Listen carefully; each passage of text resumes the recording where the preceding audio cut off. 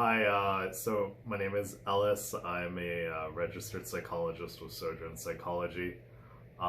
Today the topic came up, seasonal affective disorder.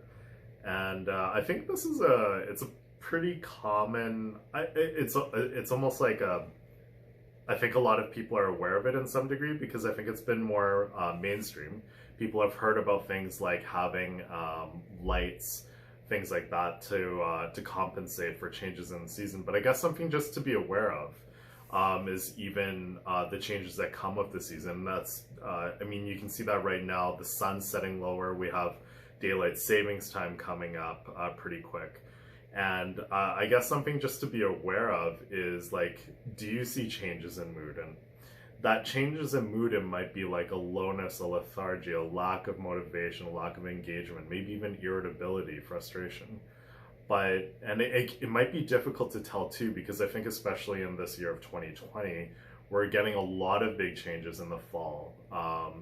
It might be that kids are returning to school as a parent and you're trying to balance that. But all these stressors that are coming, it can be hard to decipher what is the reason. But I guess even just awareness of that there are tangible differences, and this is, a lot of people do run into this at times with the changes of the seasons.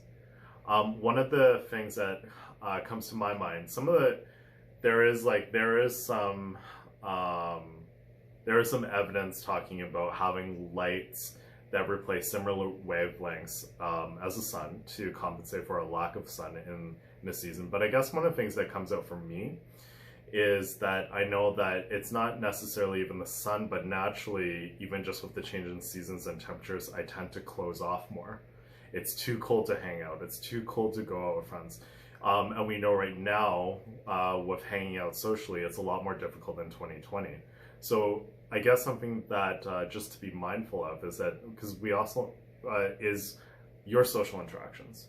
And I think that's something that I'm personally trying to do for this season, because we do know that social interactions, relationships, they do build a sense of resiliency. It does help buffer some of that struggle that we might have with the changes of the seasons. And so as much as you might feel inclined to hunker up and lock down, maybe even just being mindful of that, being aware of how you're reaching out, as difficult as it is to reach out this year in 2020.